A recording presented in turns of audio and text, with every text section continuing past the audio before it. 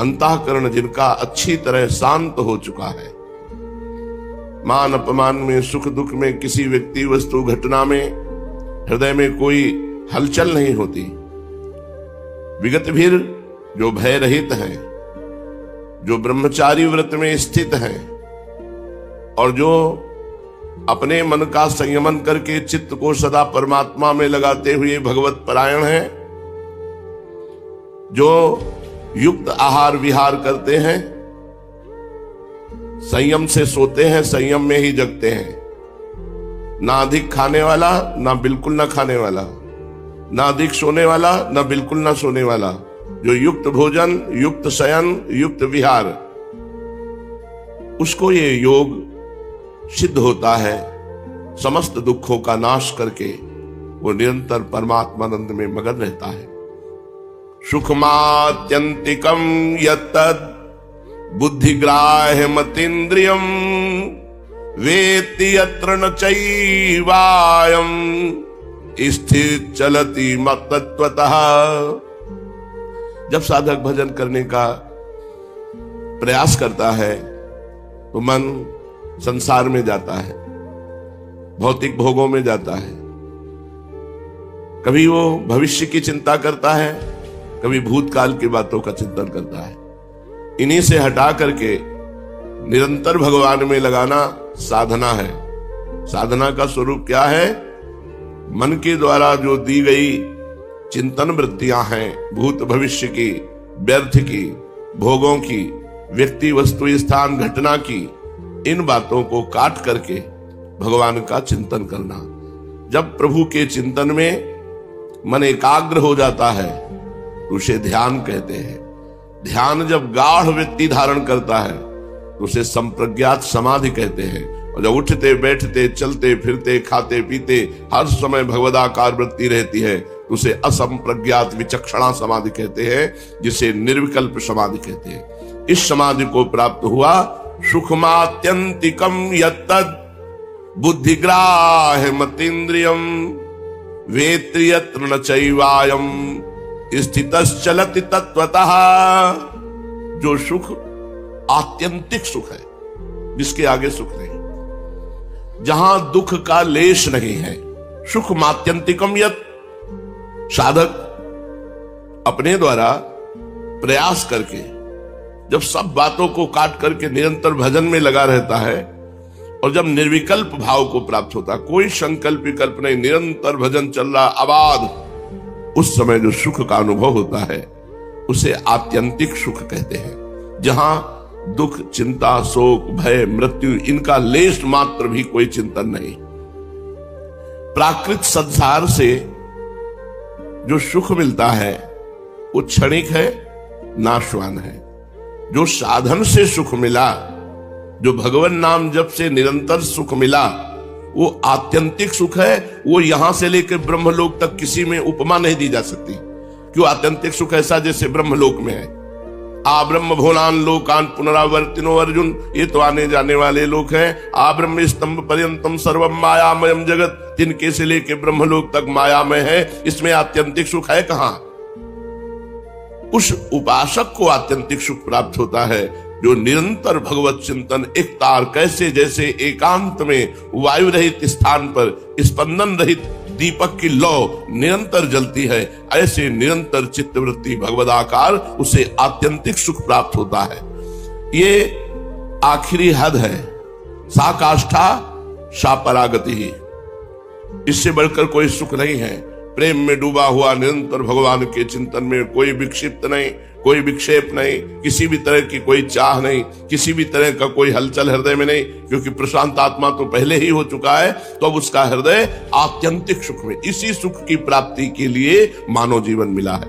सा काष्ठा सा परागति ही, वो आखिरी हद है, वो परम गति है, सुखों की आखिरी हद।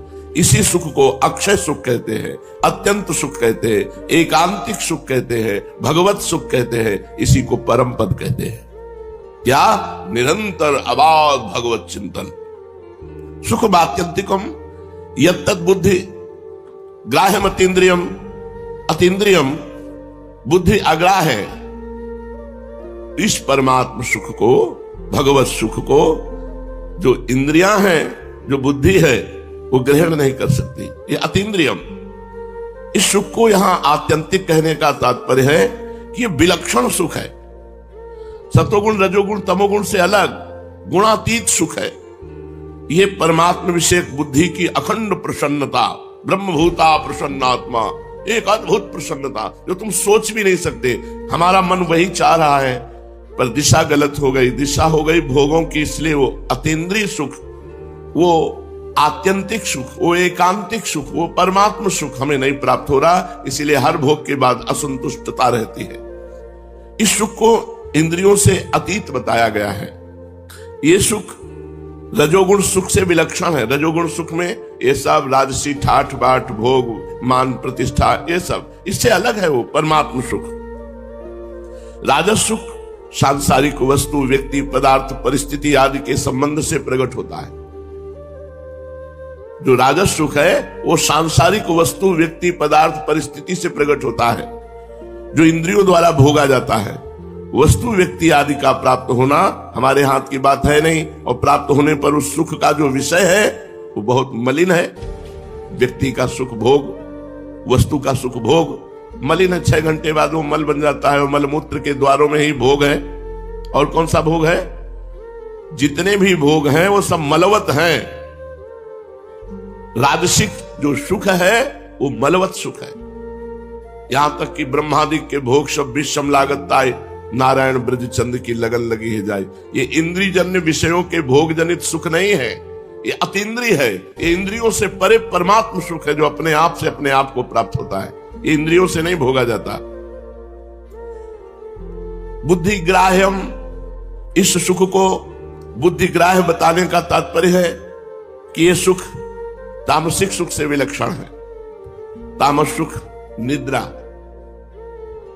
जब भजन की लगन लगती है ना तो नींद में भी भजन होता है। सोवत हूं रसना रटे राधा कृष्ण सुनाम, और नींद नहीं आती।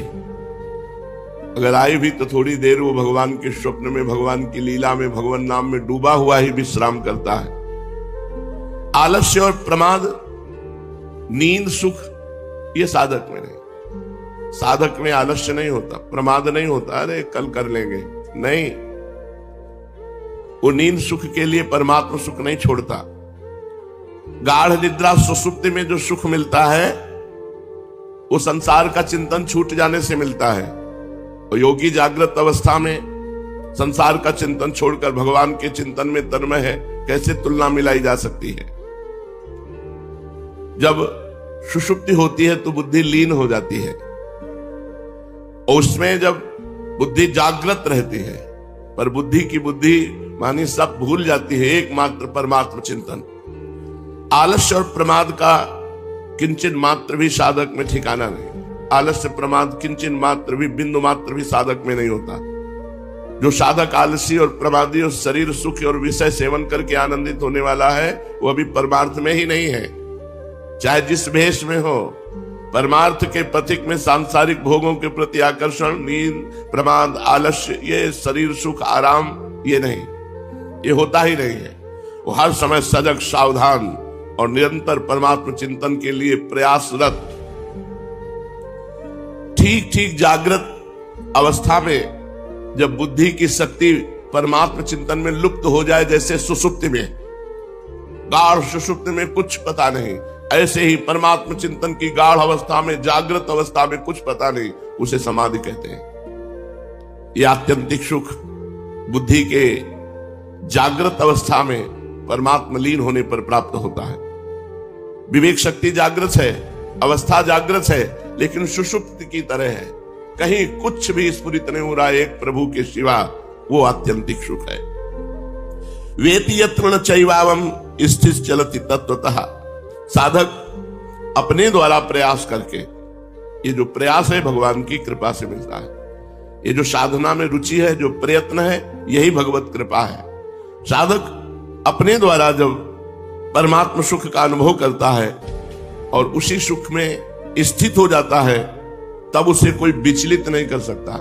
यहां से लेकर ब्रह्मलोक तक के भोग, अप्सरा, नाना प्रकार की भोग सामग्री, उसे विचलित नहीं कर सकती, क्योंकि वो आत्यंतिक सुख को प्राप्त हो चुका है, वो परमात्म सुख को प्राप्त हो चुका है। ऊसर बरसई तृण नहीं जामा, संत हृदय जिम उपज न कामा। जैसे ऊसर भूमि में कितनी वर्षा हो तृण नहीं जम सकता, ऐसे आत्यंतिक सुख को प्राप्त जो महात्मा है, वो चाहे गृहस्थ हो चाहे विरक्त हो, उसके हृदय में कामना जागृत ही नहीं होती। नहीं स्वात्मा रामम विषय मृग तृष्णाम भ्रमयति। आत्मा राम पुरुष कभी विषय मृग तृष्णा में भ्रमित नहीं होता, वो सत्य सच्चिदानंद के आत्यंतिक सुख को प्राप्त कर चुका है। सुख अखंड बना रहता है, ये नहीं कि पहले था अब नहीं। जब परमात्म सुख प्राप्त होता है तो अखंड बना रहता है। सुख में किंचन मात्र कभी कोई दुख का प्रवेश नहीं। ऐसा देखो, ये तो परमात्म सुख है। परमात्म सुख में शरीर की चमड़ी उधेल दी जाए, एक एक इंच काटा जाए, तो जो आत्यंतिक सुख को प्राप्त है उसको दुख नहीं होगा।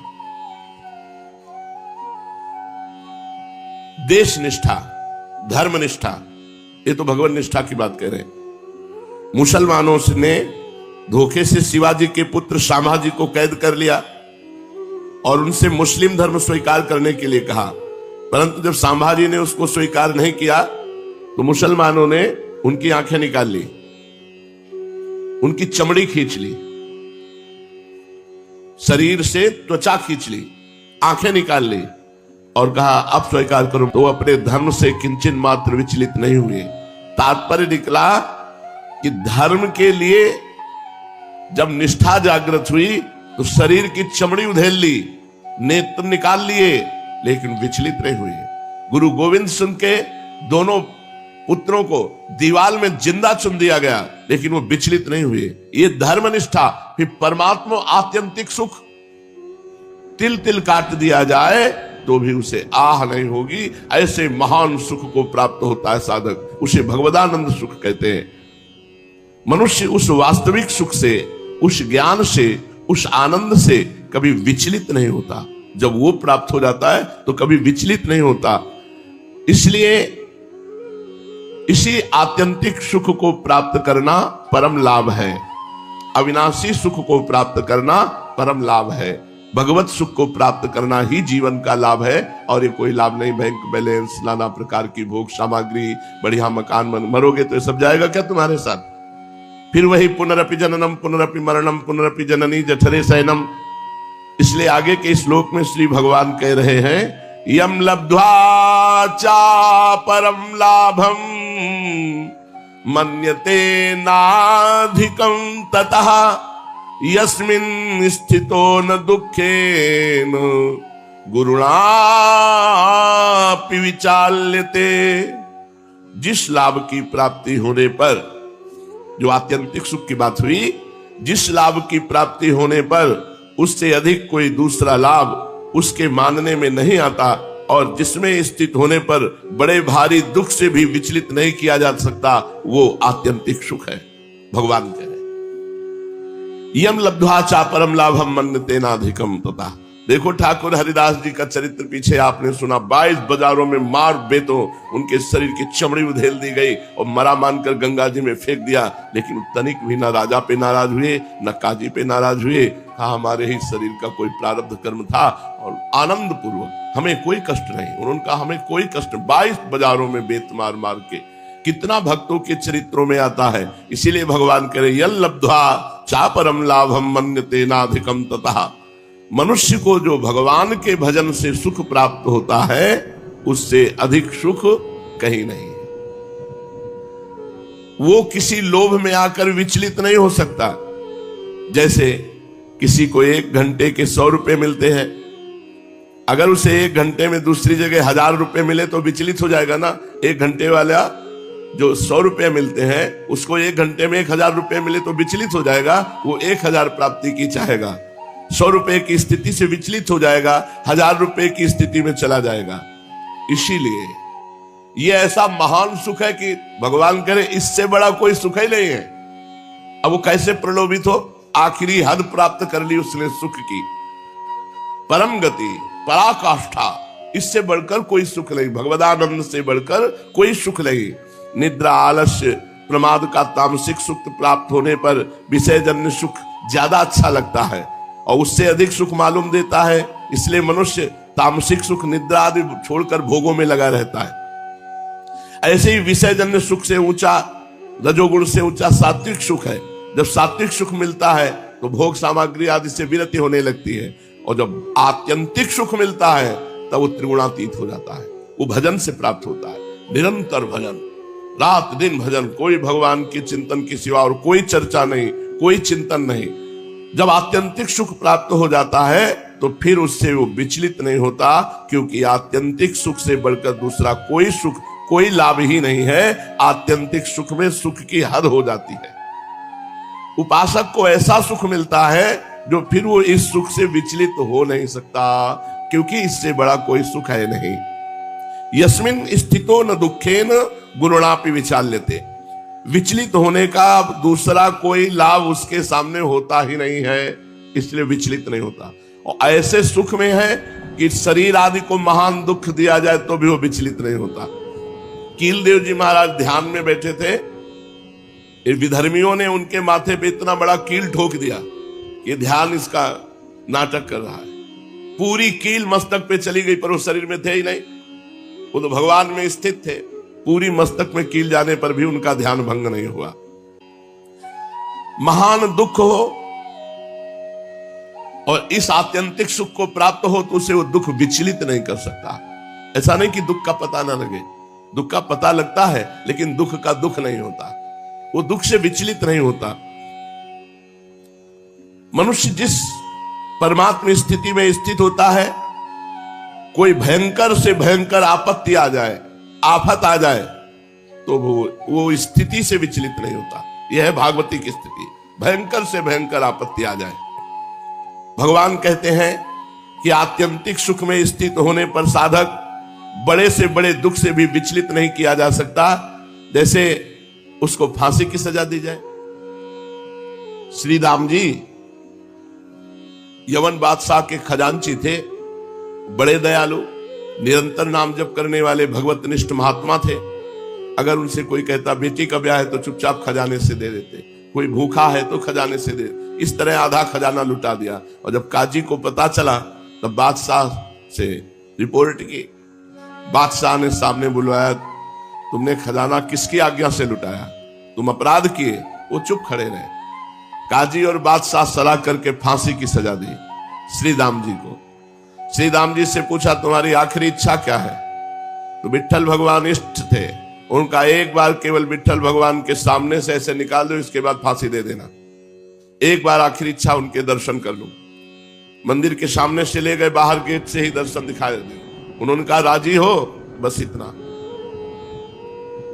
इधर स्वयं भगवान बादशाह के यहां पहुंचे और नमस्कार किया और कहा हमारे स्वामी श्री राम को मुक्त कर दो। तो उनका खजाना हमारा आधा खाली कर दिया। तो अपनी झोली से पीतांबर से ऐसे रत्न निकाले, बोले देख एक रत्न की कीमत तेरा पूरा खजाना नहीं, रख ले पूरे रत्न। तो उनका तुम कौन हो, तो उनका श्री राम का नौकर हूं।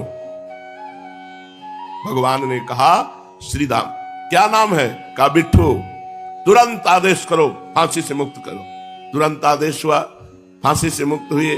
श्री राम के आगे हाथ जोड़कर बादशाह खड़ा हुआ कि आप इतने बड़े धनी हैं कि आपका ऐसा नौकर। तो उनका सरकार नौकर तो हम आपके हैं, हमारे नौकर कहाँ। बोले नहीं, बिट्ठू नाम का एक नौकर तुम्हारे पास है, देखो ये रतन दे गया, हीरे रत्न दे गया। आंखों में आंसू आ गए। उनका बिट्ठू नाम का कोई नौकर नहीं, वो हमारे स्वामी हैं, हमारे इष्ट हैं, जिनका नाम विट्ठल भगवान है। सांवली सनूनी मूरत, वो कजरारे बड़े बड़े नेत्र। बादशाह घायल हो गया। बादशाह ने कहा कि तुम्हारी जो इच्छा हो मांगो, मैं बहुत प्रसन्न हूं। तो उनका बस अपनी सेवा से मुक्त कर दो, आज से मैं कोई सेवा न करके रात दिन अपने भगवान के चिंतन में लगूंगा। तो फांसी आदि की बात आने पर भी हृदय विचलित न हो, वो है भगवदानंद। किसी भी स्थिति में शरीर के टुकड़े टुकड़े कर दिए जाए, गजब की बात। यहां थोड़े थोड़े दुख में विचलित हो जाते क्योंकि परमात्मानंद प्राप्त नहीं हुआ। भगवान शंकराचार्य जी के पास एक कपाली आया, भैरवी। उसने कहा मुझे भैरव सिद्ध करने के लिए ब्रह्म ऋषि की खोपड़ी चाहिए। तुम्हें शरीर से कोई ममता है नहीं? बोले नहीं। तो बोले मैं काट ले जाऊं? बोले अभी काटोगे तो तुम्हें काट डालेंगे, इतने शिष्य हैं। सुबह 4 बजे कल आना और पीपल के नीचे बैठे होंगे, काट ले जाना।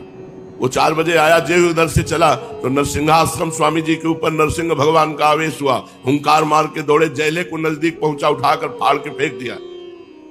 महापुरुषों को अपने शरीर से, दधीच ऋषि अपने शरीर को ही दे दिया जिससे अस्त्र बनाए गए। शरीर के टुकड़े टुकड़े कर दिए जाएं तो भी उसको दुख नहीं होता जो भगवदानंद को प्राप्त है। आपस में 2 पहाड़ों के बीच में शरीर दबाकर पीस दिया जाए तो भी उसे दुख नहीं होगा। गजब की स्थिति होती भगवदानंद। जीते जी शरीर की चमड़ी उतार ली जाए, शरीर में छेद ही छेद कर दिए जाए, उबलते हुए तेल को शरीर में डाल दिया जाए। और ऐसा नहीं, ऐसे महापुरुषों के साथ हुआ।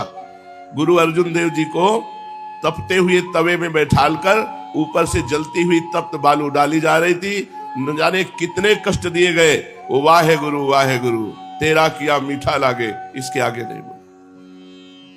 कैसी स्थिति है। यम लब्ध्वा चापरम लाभम मन्यते नाधिकम तथा। इससे बढ़कर कोई सुख नहीं। जब वो परमात्म सुख को प्राप्त हो जाता है तो बड़े से बड़े दुख प्राप्त होने पर भी वो विचलित नहीं होता। चाहे उसको फांसी की सजा दे दी जाए, चाहे 2 पहाड़ों के बीच में उसे पीस दिया जाए, चाहे उसके शरीर के टुकड़े टुकड़े कर दिए जाए, चाहे शरीर में छेद ही छेद कर दिए जाए, चाहे आग में जलाया जाए, उसको कोई कष्ट नहीं होता क्योंकि वो परमात्म सुख को प्राप्त हो चुका है। इस तरह गुरुतर महान भयंकर दुखों के एक साथ आने पर भी वो विचलित नहीं होता। वो विचलित क्यों नहीं किया जा सकता? कारण कि जितने भी दुख आते हैं वो सब प्राकृत शरीर में, और वो अप्राकृत चिदानंद स्वरूप को प्राप्त है, वहां दुख का प्रवेश ही नहीं। शरीर, इंद्रियां, मन, बुद्धि यही प्राकृतिक है, इन्हीं में दुख आता है। जब आत्यंतिक सुख मिलता है वो स्वरूप का होता है। स्वरूप में स्थित महापुरुष के शरीर, इंद्रिय, मन, बुद्धि को कितना भी कष्ट दिया जाए कोई फर्क नहीं पड़ता। यही तो आनंद है। यही आनंद पाने के लिए मानव देह मिला है। ऐसी अध्यात्म की ऊंचाई पर चढ़ो कि मान अपमान, लाभ हानि, सुख दुख ये कोई स्पर्श ही न कर पावे। जब पुरुष प्रकृति स्थित रहता है शरीर में तो उसे जरा सा भी कष्ट बहुत महसूस होता है, और जब परमात्मा में तदात्म होता है भारी से भारी कष्ट मिलने पर भी उसे कोई फर्क नहीं पड़ता। वो प्रकृति जन्य अनुकूल प्रतिकूल परिस्थिति में अपने को सुखी दुखी मानने लग जाता है जो शरीराभिमानी होता है। लेकिन जो भगवत तत्व का ज्ञाता, भगवत आनंद को प्राप्त, वो इन दुखों में नहीं फंसता। इसलिए मनुष्य जीवन का सबसे बड़ा लाभ है कि हम निरंतर भगवान के भजन में अपनी वृत्ति को डुबो दें। चलते हैं चैतन्य चरितावली। महाप्रभु श्री चैतन्य देव भगवद आवेश में श्रीवास के घर में सिंहासन पर विराजमान है। पहले गंगा जल से अभिषेक हुआ, सब भक्तों ने किया, फिर शरीर पोछा, फिर सुंदर चंदन आदि लगाया गया, फिर वस्त्र आदि धारण कराए गए, फिर भोग आदि लगा। अब सबको अपने अपनी भावना के अनुसार चैतन्य महाप्रभु ने भगवान का जो स्वरूप प्रकाशित किया, सबको अपने अपने भाव के अनुसार दर्शन हो रहे हैं। सबसे पहले बातों ही बातों में प्रभु ने श्रीवास पंडित के ऊपर कृपा की।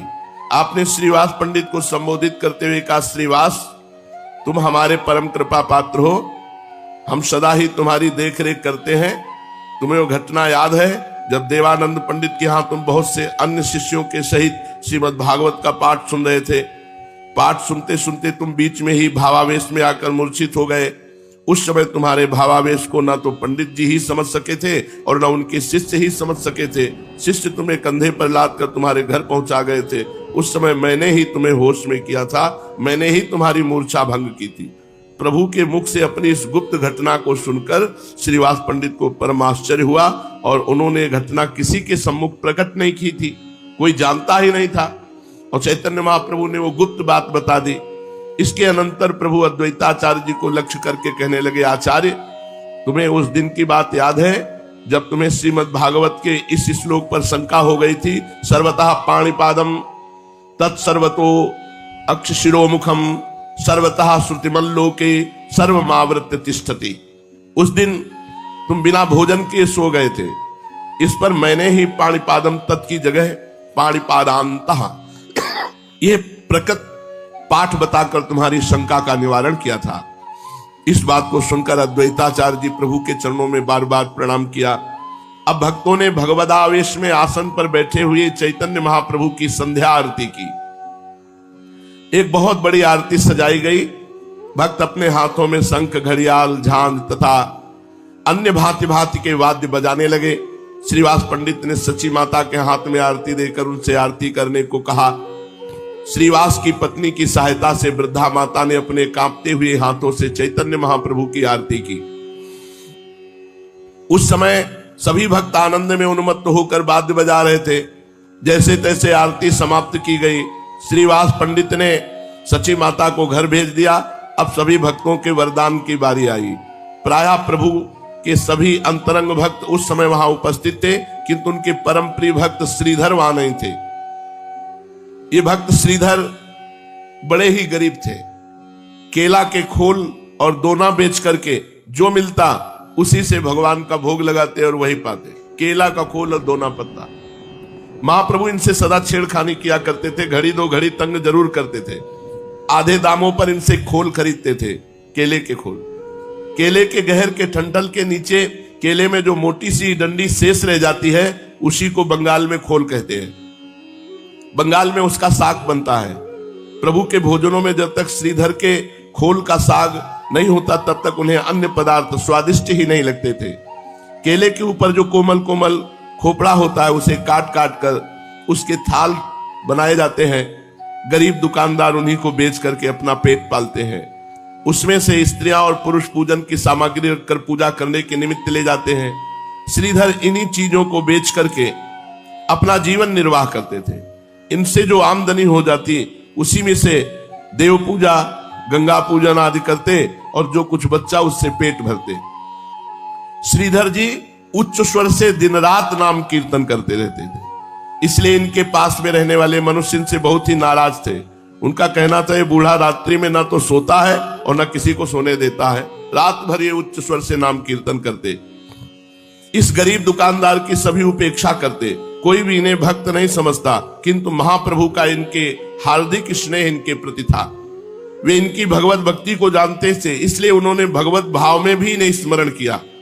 श्रीधर का घर बहुत दूर नगर के दूसरे कोने पे था। श्रीधर का स्मरण जब चैतन्य महाप्रभु ने किया तो सुनते ही 4-5 भक्त दौड़े गए। उस समय श्रीधर आनंद में पड़े हुए भगवान के मधुर नामों का संकीर्तन कर रहे थे। लोगों ने जाकर किवाड़ खटखटाया।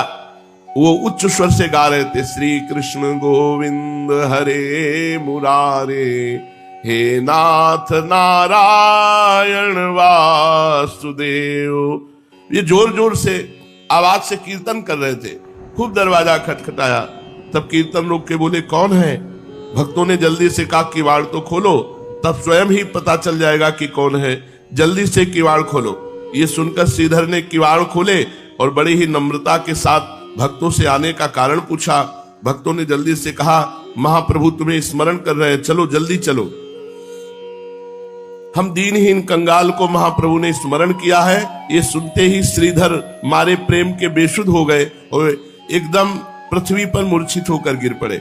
उन्हें शरीर की शुद्ध बुद्ध भी न रही। भक्तों ने सोचा ये तो एक नई आफत आ गई, किंतु प्रभु की आज्ञा तो पूर्ण करनी ही है। भक्तों ने मूर्छित अवस्था में ही श्रीधर को कंधे पर उठा लिया और उसी दशा में उन्हें महाप्रभु के पास पहुंचाया। श्रीधर अभी तक चैतन्य दशा में नहीं थे, मूर्छित थे। प्रभु ने अपने कोमल कर कमलों से उनका स्पर्श किया। प्रभु का स्पर्श पाते ही श्रीधर होश में आ गए। श्रीधर को चैतन्य देख करके महाप्रभु उनसे कहने लगे, श्रीधर तुम हमारे रूप के दर्शन करो, तुम्हारी इतने दिनों की मनोकामना पूर्ण हुई। श्रीधर ने रोते रोते प्रभु के तेजमय रूप के दर्शन किए। फिर प्रभु ने उन्हें स्तुति करने की आज्ञा दी। तब श्रीधर हाथ जोड़े हुए गदगद कंठ में कहने लगे, मैं दीनहीन पतित तथा लोक बहिष्कृत अधम पुरुष भला प्रभु की क्या स्तुति कर सकता हूं। प्रभु मैं बड़ा अपराधी हूं। आपकी यथार्थ महिमा को न समझकर मैं सदा आपसे झगड़ा ही करता रहा।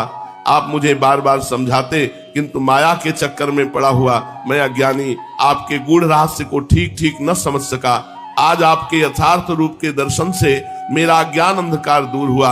अब मैं प्रभु के सम्मुख अपने समस्त अपराधों की क्षमा चाहता हूं। प्रभु ने गदगद कंठ से कहा, श्रीधर, हम तुम्हारे ऊपर बहुत संतुष्ट हैं। तुम अब हमसे अपनी इच्छा अनुसार वरदान मांगो।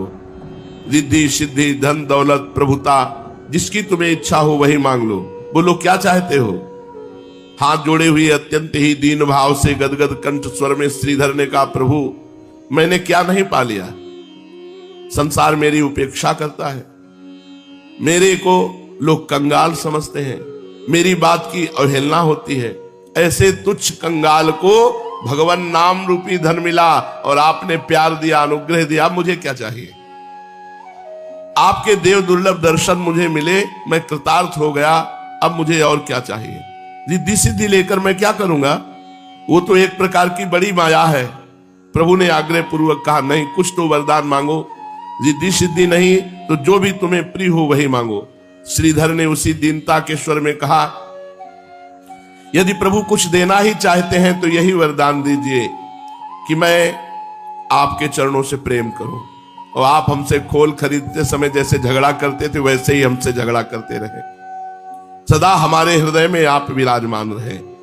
श्रीधर की इस निष्किंचनता और निष्प्रियता से चैतन्य महाप्रभु परम प्रसन्न हुए। श्रीधर भगवान के मुरली मनोहर रूप के उपासक थे। वे भगवान के श्री कृष्ण गोविंद हरे मुरारे, हे नाथ नारायण वासुदेव, इन मधुर नामों का कीर्तन करते रहते थे। इसलिए चैतन्य महाप्रभु ने उन्हें श्री कृष्ण रूप के दर्शन कराए। अपने में प्रभु के श्री विग्रह में अपने श्री कृष्ण के दर्शन करके श्रीधर कृतार्थ हुए। दर्शन करते हुए मूर्छित होकर गिर पड़े। भक्तों ने उन्हें एक ओर लिटा दिया। अब मुरारी गुप्त की बारी आई। मुरारी परम धार्मिक तथा विशुद्ध वैष्णव तो थे, किंतु उन्हें तर्क वितर्क और शास्त्रार्थ करने का कुछ नशा सा था। प्रभु ने उन्हें संबोधित करते हुए कहा, मुरारी, तुम्हारे भक्त होने में यही एक अपूर्णता है। तुम शुष्क वाद विवाद करना त्याग दो। अध्यात्म शास्त्रों में भक्ति ग्रंथों को ही प्रधानता दो। मुरारी गुप्त ने कहा, मैं वाद विवाद और तर्क वितर्क और कहां करता हूं, केवल विद्वानों के समीप कुछ प्रसंग चलने पर कह देता हूं। महाप्रभु ने कहा, अद्वैताचार्य के साथ तुम तर्क वितर्क किया करते हो, क्या उनसे तुम अद्वैत वेदांत की बातें नहीं बघारा करते। इस पर अद्वैताचार्य ने प्रभु से पूछा, प्रभु क्या अद्वैत वेदांत की बातें करना बुरा काम है। प्रभु ने मुस्कुराते हुए कहा, बुरा काम कौन कहता है, बहुत अच्छा है। किंतु जिन्होंने भक्ति मार्ग का अनुसरण किया है उन्हें इस प्रकार की सिद्धियों और प्रक्रियाओं के चक्कर में पड़ने का प्रयोजन ही क्या है। ये कहकर प्रभु ने गंभीर घोष से इस श्लोक को सुनाया, न साधयति माम योगो न सांख्यम धर्म उद्धव न स्वाध्याय तपस्त्यागो यथा भक्तिर्ममोर्जिता। प्रभु की ऐसी आज्ञा सुनकर मुरारी चुप हो गए। इस पर प्रभु ने कहा, मुरारी, तुम्हें ब्रह्म की सिद्धि के लिए प्रक्रियाओं की शरण लेने की क्या आवश्यकता है। भगवान तो जन्म सिद्ध हैं। तुम तो प्रभु के जन्म जन्मांतरों के भक्त हो। हनुमान के समान तुम्हारा भाव और विग्रह है। तुम साक्षात दास्य भाव के आचार्य हनुमान जी के ही समान हो। तुम अपने रूप का स्मरण करो। मुरारी राम भक्त थे। प्रभु के स्मरण दिलाने पर वे अपने इष्ट देव का ध्यान करने लगे तो उन्हें ऐसा अनुभव हुआ कि मैं साक्षात हनुमान हूं और सामने हमारे इष्ट देव सिया राम विराजमान हैं। मैं उनकी पूजा कर रहा हूं। उन्होंने ऊपर को आंख उठाकर प्रभु की ओर देखा तो उन्हें प्रभु की जगह सीताराम जी विराजमान दिखाई देने लगे। अपने इष्ट देव सीताराम के से विग्रह को देखकर मुरारी गदगद कंठ से स्तुति करने लगे और बार बार भूमि पर लौटकर साष्टांग दंडवत प्रणाम करने लगे। प्रभु ने कहा, वरदान मांगो। तो हाथ जोड़े हुए मुरारी ने अविचल श्री राम भक्ति की ही प्रार्थना की, जिसे प्रभु ने उनके मस्तक पर अपने पाद पद्म रखकर प्रेम पूर्वक प्रदान किया।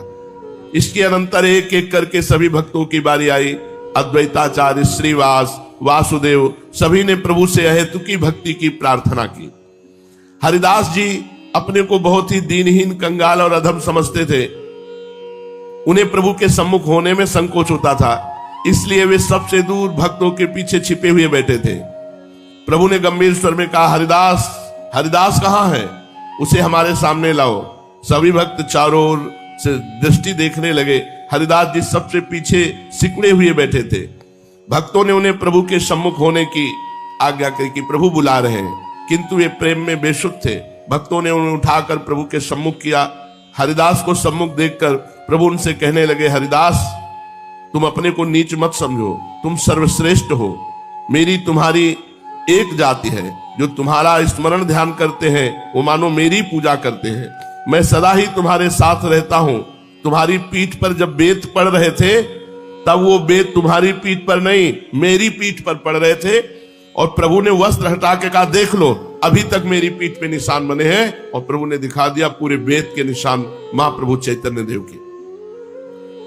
सभी जो मेरे शरणागत भक्त हैं उनके कष्टों को मैं अपने ऊपर लेता हूं। शरणागत भक्तों के कष्ट को मैं अपने ऊपर लेता हूं, ये बात ध्यान रखना चाहिए। इसलिए भारी से भारी कष्ट पड़ने पर भी भक्त को दुख नहीं होता, क्योंकि वो कष्ट मैं अपने ऊपर लेता हूं। कारण कि जो लोग भक्तों को कष्ट देते हैं वे मानो मुझे ही कष्ट पहुंचाते हैं। इसलिए अब मैं दुष्टों का संहार न करके उनका उद्धार करूंगा। तुमने मुझसे दुष्टों के संहार की प्रार्थना नहीं की थी, किंतु उनकी बुद्धि शुद्धि और कल्याण की प्रार्थना की थी। इसलिए अब मैं अपने सुमधुर नाम संकीर्तन के द्वारा दुष्टों का उद्धार करूंगा। मेरे इस कार्य में किसी जाति, वर्ण या ऊंच नीच का विचार न रहेगा। मेरे नाम संकीर्तन से सभी पावन बन सकेंगे। अब तुम अपना अभीष्ट वरदान मुझसे मांगो। हाथ जोड़े हुए दीन भाव से हरिदास जी ने कहा, हे वर देने वालों में श्रेष्ठ, हे दयालु, हे प्रेमावतार, यदि आपकी इच्छा मुझे वरदान ही देने की है तो मुझे यही वरदान दीजिए कि मैं सदा दीनहीन, कंगाल, निष्किंचन, अमानी बना रहूं। मुझे प्रभु के दास होने के अतिरिक्त अन्य किसी भी प्रकार का अभिमान न हो। मैं सदा वैष्णव भक्तों की पद धूलि को अपने मस्तक पर परम भूषण मानकर धारण करता रहूं। वैष्णवों के चरणों में मेरी सदा प्रीति बनी रहे, इसी वरदान की मैं प्रभु के निकट याचना करता हूं। इनकी इस प्रकार की वर याचना को सुनकर भक्त मंडली में चतुर्दिक आनंद की ध्वनि होने लगी। सभी हरिदास जी की भक्ति भावना की भूरी भूरी प्रशंसा करने लगे। मुकुंद दत्त वो भी वहां उपस्थित थे, किंतु अपने को प्रभु दर्शन का अनाधिकारी समझकर चुपचाप दूर बैठे थे। श्रीवास पंडित ने डरते डरते प्रार्थना की, प्रभु ये मुकुंद आपके अत्यंत ही प्रिय हैं, इनके ऊपर भी कृपा होनी चाहिए। ये अपने को प्रभु के दर्शन तक का अनाधिकारी समझते हैं। प्रभु ने कुछ रोष सुर में गंभीर भाव से कहा, मुकुंद के ऊपर कृपा नहीं हो सकती। ये अपने को वैसे तो भक्त करके प्रसिद्ध करते हैं, किंतु बातें सदा तार्किकों की किया करते हैं। वैष्णव लीलाओं को पंडित समाज में बैठकर बाजीगर का खेल बताते हैं। अपने को बड़ा भारी विद्वान और ज्ञानी समझते हैं। इन्हें भगवान का साक्षात्कार नहीं होगा। रोते रोते मुकुंद ने श्रीवास के द्वारा पूछवाया, हम कभी भी भगवत कृपा के अधिकारी न बन सकेंगे। इनके कहने पर श्रीवास पंडित ने पूछा, प्रभु मुकुंद जिज्ञासा करते हैं कि हम कभी भगवत कृपा के अधिकारी बन सकेंगे क्या? प्रभु ने उपेक्षा के भाव से उत्तर देते हुए कहा, हां, कोटि जन्मों के बाद, करोड़ जन्मों के बाद। इतना सुनते ही मुकुंद आनंद विभोर होकर नाचने लगे, प्रेम में पुलकित हो गए। गदगद कंठ से कहा, होंगे ना, कभी तो होंगे, भगवत कृपा के अधिकारी कभी तो होंगे। और ऐसा कहकर वो नृत्य करने लगे और स्वयं ही कहते जाते, कोटि जन्मों की बात क्या, कोटि जन्म तो ऐसे बीत जाएंगे, खास बात है कि हम पर कृपा होगी। बहुत काल में भी बीते तो भी अंत में हमें भगवत कृपा प्राप्त होगी, बस भगवत कृपा प्राप्त होगी। वो चाहे कभी भी हो, हमें भगवत कृपा प्राप्त। ऐसा उन्मत्त होकर नाचने लगे। ऐसी आनंद दशा को देखकर सब भक्तों को आश्चर्य हुआ। वे इनकी ऐसी दृढ़ निष्ठा को देखकर अवाक रह गए। अंत में प्रभु उठे और तत्काल मुकुंद का प्रेमालिंगन किया। तत्काल, कहां कह रहे थे, करोड़ जन्मों में, और तत्काल जो ही मुकुंद को प्रेमानंद चैतन्य महाप्रभु ने आलिंगन के प्रेमानंद में युक्त हो गए। और महाप्रभु ने कहा, तुमने इस निष्ठा से मुझे खरीद लिया कि करोड़ जन्म में भी सही, लेकिन मुझ पर भगवत कृपा तो होगी। सचमुच तुम वैष्णव हो।